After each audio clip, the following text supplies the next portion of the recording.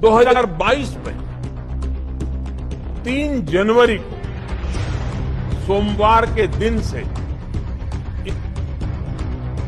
15 साल से 18 साल की आयु के बीच के जो बच्चे हैं, कोरोना के नए वेरिएंट ओमिक्रॉन की वजह से संक्रमण बढ़ रहा है। सिंधिया जी, भारत में भी कई लोगों के ओमिक्रॉन से संक्रमित होने का पता चला है और उनसे मैं आप सभी से आग्रह करूंगा कि पैनिक न करें। हां, सावधान रहे, सतर्क रहे, मास्क उसका भरपूर उपयोग करें और हाथों को थोड़ी थोड़ी देर पर धुलना, इन बातों को हमें भूलना नहीं है। आज जब वायरस म्यूटेट हो रहा है तो हमारी चुनौतियों का सामना करने की ताकत और आत्मविश्वास भी मल्टीप्लाई हो रहा है। हमारी इनोवेटिव स्पिरिट भी बढ़ रही है। आज देश के पास 18 लाख आइसोलेशन बेड्स हैं, 5 लाख ऑक्सीजन सपोर्टेड बेड्स हैं, 1,40,000 आईसीयू बेड्स हैं। आईसीयू और नॉन आईसीयू बेड्स को मिला दें तो 90,000 बेड्स विशेष तौर पर बच्चों के लिए भी हैं। आज देश में 3,000 से ज्यादा पीएसए ऑक्सीजन प्लांट्स काम कर रहे हैं। 4 लाख ऑक्सीजन सिलेंडर्स देश भर में दिए गए हैं। राज्यों को जरूरी दवाओं की बफर डोज तैयार करने में सहायता की जा रही है। उन्हें पर्याप्त टेस्टिंग किट्स भी मुहैया कराई जा रही है। साथियों, कोरोना वैश्विक महामारी से लड़ाई का अब तक का अनुभव यही बताता है कि व्यक्तिगत स्तर पर सभी दिशा निर्देशों का पालन कोरोना से मुकाबले का बहुत बड़ा हथियार है। और दूसरा हथियार है वैक्सीनेशन। हमारे देश ने भी इस बीमारी की गंभीरता को समझते हुए बहुत पहले वैक्सीन निर्माण पर मिशन मोड में काम करना शुरू कर दिया था। वैक्सीन पर रिसर्च के साथ साथ ही approval processes, supply chain, distribution, training, IT support system, certification पर भी हमने निरंतर काम किया। इन तैयारियों का ही नतीजा था कि भारत ने इस साल 16 जनवरी से अपने नागरिकों को वैक्सीन देना शुरू कर दिया था। ये देश के सभी नागरिकों का सामूहिक प्रयास और सामूहिक इच्छा शक्ति है कि आज भारत 141 करोड़ वैक्सीन डोज के अभूतपूर्व और बहुत मुश्किल लक्ष्य को पार कर चुका है। आज भारत की वयस्क जनसंख्या में से 61% से ज्यादा जनसंख्या को वैक्सीन की दोनों डोज लग चुकी है। इसी तरह वयस्क जनसंख्या में से लगभग 90% लोगों को वैक्सीन की एक डोज लगाई जा चुकी है। आज हर भारतवासी इस बात पर गर्व करेगा कि हमने दुनिया का सबसे बड़ा सबसे विस्तारित और कठिन भौगोलिक स्थितियों के बीच इतना सुरक्षित वैक्सीनेशन अभियान चलाया।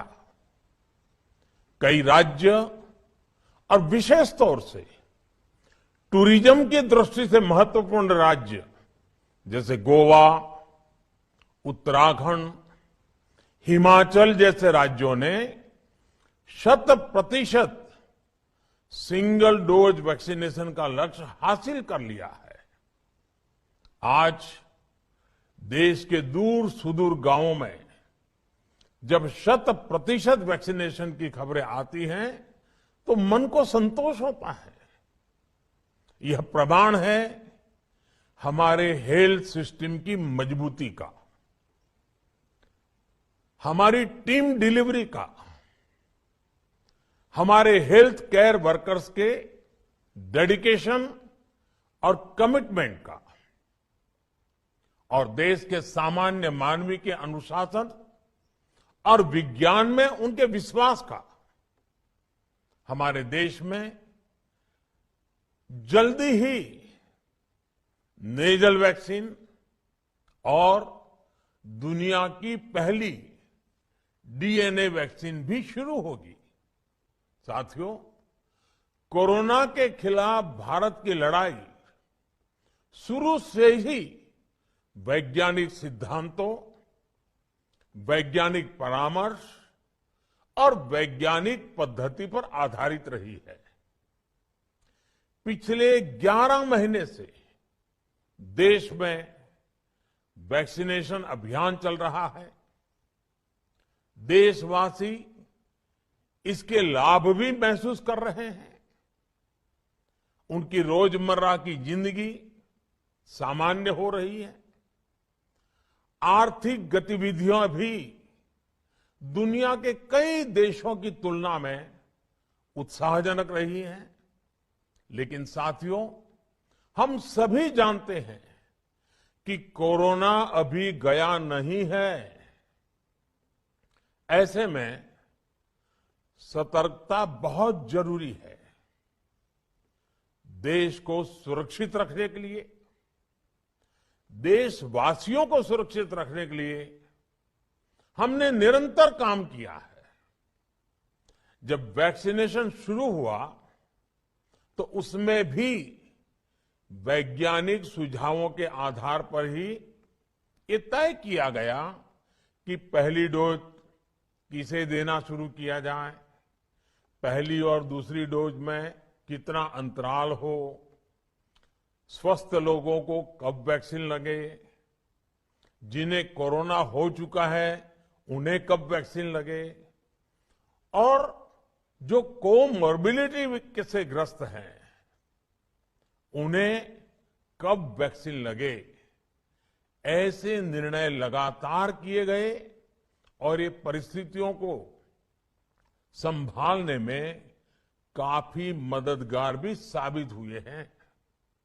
भारत ने अपनी स्थिति परिस्थिति के अनुसार भारत के वैज्ञानिकों के सुझाव पर ही अपने निर्णय लिए हैं।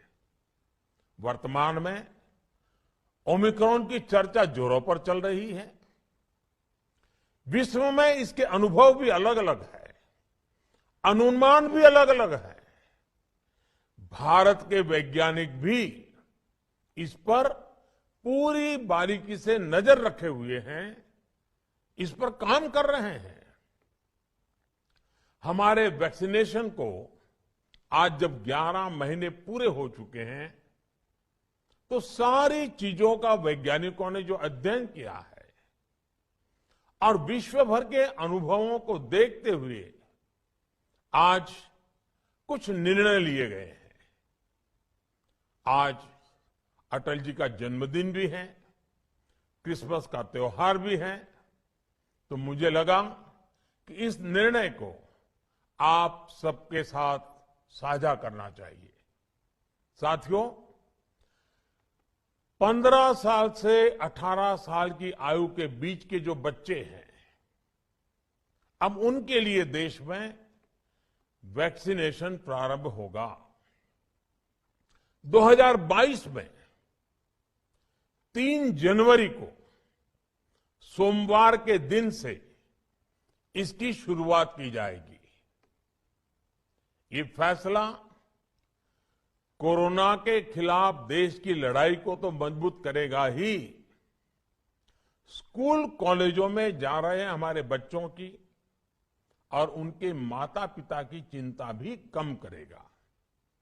साथियों, हम सबका अनुभव है कि जो कोरोना वॉरियर्स हैं, हेल्थ केयर और फ्रंटलाइन वर्कर्स हैं, इस लड़ाई में देश को सुरक्षित रखने में उनका बहुत बड़ा योगदान है। वो आज भी कोरोना के मरीजों की सेवा में अपना बहुत समय बिताते हैं। इसलिए प्रिकॉशन की दृष्टि से सरकार ने निर्णय लिया है कि हेल्थ केयर और फ्रंटलाइन वर्कर्स को वैक्सीन की प्रिकॉशन डोज भी प्रारंभ की जाए। इसकी शुरुआत 2022 में 10 जनवरी सोमवार के दिन से की जाएगी। साथियों, कोरोना वैक्सीन का अब तक का ये भी अनुभव है कि जो अधिक आयु वाले हैं और पहले से ही किसी न किसी गंभीर बीमारी से पीड़ित है, उन्हें प्रिकॉशन लेना सलाह योग्य है। इसको ध्यान में रखते हुए 60 वर्ष से ऊपर की आयु के कोमॉर्बिडिटी वाले नागरिकों को उनके डॉक्टर की सलाह पर वैक्सीन की प्रिकॉशन डोज का विकल्प उनके लिए उपलब्ध होगा। ये भी 10 जनवरी से प्रारंभ होगा। साथियों, मेरा एक आग्रह है कि अफवाह, भ्रम और डर पैदा करने के जो प्रयास चल रहे हैं, उनसे बचना चाहिए। हम सभी देशवासियों ने मिलकर अब तक दुनिया का सबसे बड़ा वैक्सीनेशन अभियान चलाया है। आने वाले समय में हमें इसको और गति देनी है और विस्तार देना है। हम सभी के प्रयास ही कोरोना के खिलाफ इस लड़ाई में देश को मजबूत करेंगे। आप सबका बहुत बहुत